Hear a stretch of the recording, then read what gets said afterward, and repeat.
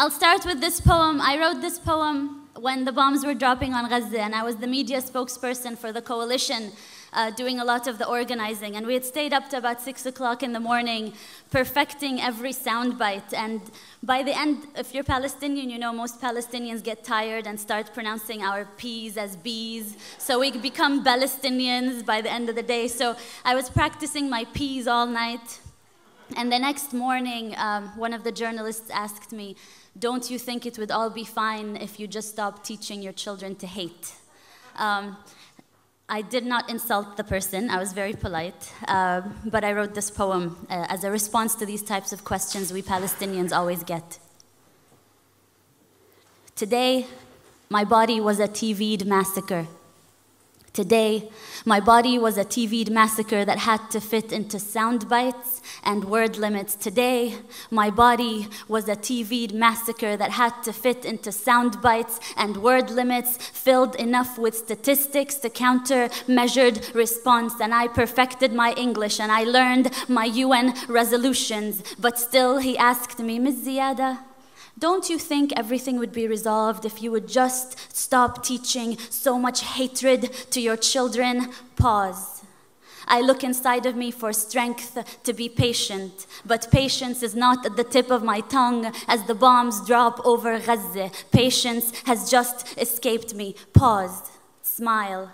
We teach life, sir. Rafeef, remember to smile. Pause. We teach life, sir.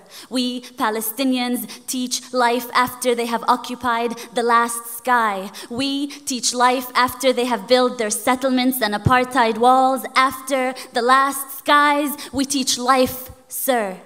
But today, my body was a TV'd massacre made to fit into sound bites and word limits. And just give us a story, a human story. You see, this is not political. We just want to tell people about you and your people. So give us a human story. Don't mention that word apartheid and occupation. This is not political. You have to help me as a journalist to help you tell your story, which is not a political story. Today, my body was a TV'd massacre. How about you give us a story of a woman in Gaza who needs medication? How about you? Do you have enough bone-broken limbs to cover the sun? Hand me over your dead and give me the list of their names in 1,200 word limits. Today, my body was a TV'd massacre made to fit into sound bites and word limits and move those that are desensitized to terrorist blood. But they felt sorry.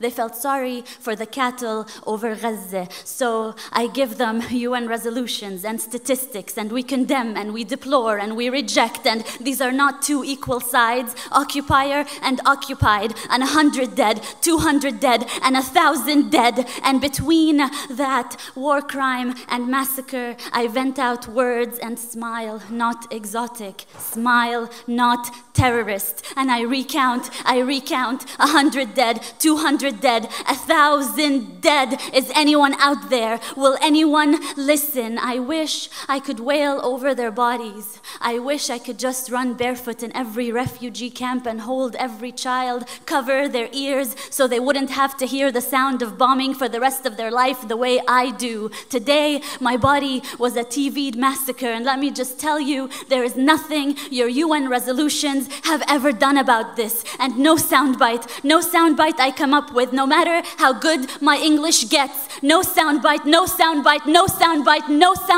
will bring them back to life. No soundbite will fix this. We teach life, sir. We teach life, sir. We Palestinians wake up every morning to teach the rest of the world life, sir.